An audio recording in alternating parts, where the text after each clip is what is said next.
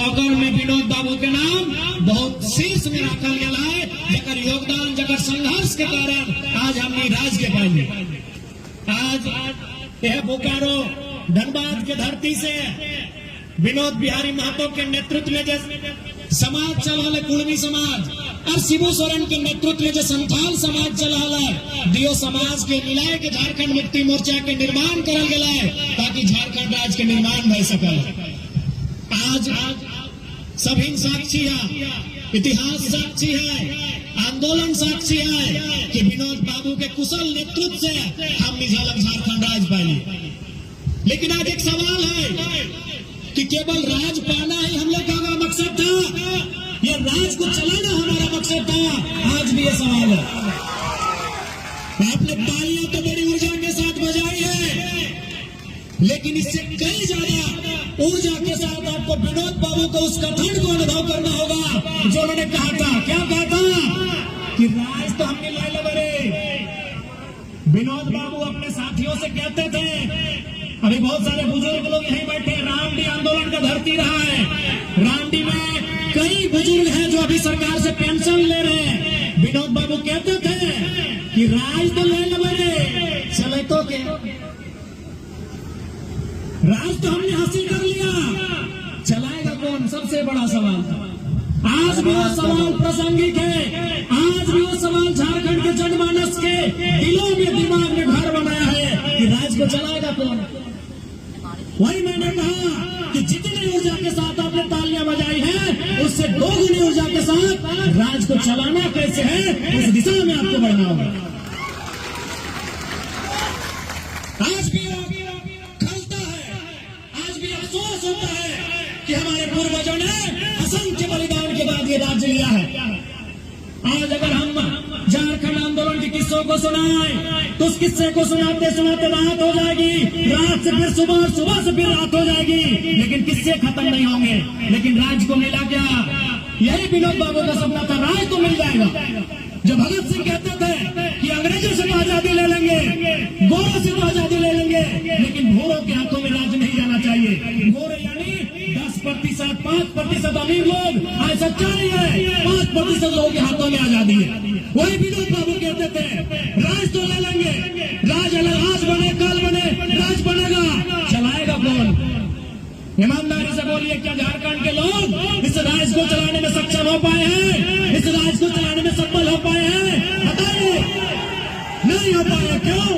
ना आप उन जगहों में नहीं आ पाए। विनोद बाबू जिंदगी भर चीख चीख कर कहते रहे, पढ़ो और लड़ो। आज क्या स्थिति है राज्य की? विनोद बाबू कहते रहे पढ़ो और लड़ो, तो हमारे लोगों ने सोचा मुर्गा लड़ाओ। आज अगर आपने राज को नहीं चलाया, इस राज्य में अगर आज भी 25 साल के बाद भी, इस राज्य के बनने के 25 साल भी अगर आप शोषण का सामना कर रहे हैं, आप अगर अत्याचार का सामना कर रहे हैं, तो दोषी आप हैं। आपने राज को चलाने का जिम्मा नहीं लिया।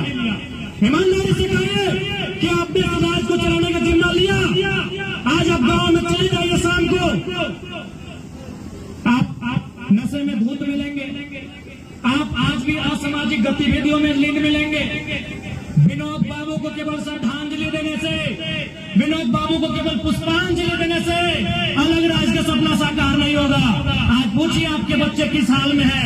आज आपके बगल में बोकारो यानी उद्योग नगरी, धनबाद यानी उद्योग नगरी, बोकारो धनबाद यानी खनन की नगरी, आपकी जमीनें गई, आपका गांव गया, आपका मकान गया, बदले में आपको क्या मिला बताएं आप? विनोद बाबू ने, आपने कभी सोचा कि विनोद बाबू ने लड़ाई को आसान कैसे बनाया? और भी नेता रहे इस राज्य में, लड़ाई की शुरुआत सबने की, लेकिन विनोद बाबू ने इसको अंजाम कैसे दिया? कारण ये की था, विनोद बाबू बैरिस्टर थे, विनोद बाबू वकील थे, पढ़े लिखे थे। झारखंड आंदोलन को अगर आप जानते हैं तो केवल ये मत सोचिएगा कि झारखंड आंदोलन बिहार से काटकर अलग राज्य बनाना था। झारखंड आंदोलन का मतलब सामंतवादी व्यवस्था से मुक्ति, साहूकारी व्यवस्था से मुक्ति, महाजनी व्यवस्था से मुक्ति, ये जो कंपनियों का उस समय जुल्म सितम था आज भी है, उन व्यवस्थाओं से मुक्ति। झारखंड आंदोलन कई मायनों में एक बहुत बड़ा आंदोलन था, एक सामाजिक न्याय का आंदोलन था, एक आम शोषित वंचित की मुक्ति का आंदोलन था। क्या शोषित वंचितों ने मुक्ति पाया? क्या यहाँ के दलित पिछड़ों ने, क्या इस राज्य के शोषितों ने, वंचितों ने मुक्ति पाया? क्या उन्हें न्याय मिला? आज 25 साल के बाद भी इस राज्य की आओ हवा, दामोदर नदी साक्षी है, वो चीख चीख कर गवाही दे रही है कि विनोद बिहारी महतो का सपना आज भी कोसों दूर है। उस सपने को साकार करने के लिए आप सभी को उनके विचारों को आत्मसात करने की आवश्यकता है, उनके विचारों के मार्ग पर चलने की आवश्यकता है, तभी विनोद बाबू का सपना साकार होगा। इसलिए अगर सच्चे अर्थों में विनोद बिहारी महतो को श्रद्धांजलि पुष्पांजलि देना चाहते हैं, उनको पढ़िए। डॉक्टर अंबेडकर भी वही कहते थे कि हमें मूर्तियों में कहां ढूंढ रहे हो, हम किताबों में, हम विचारों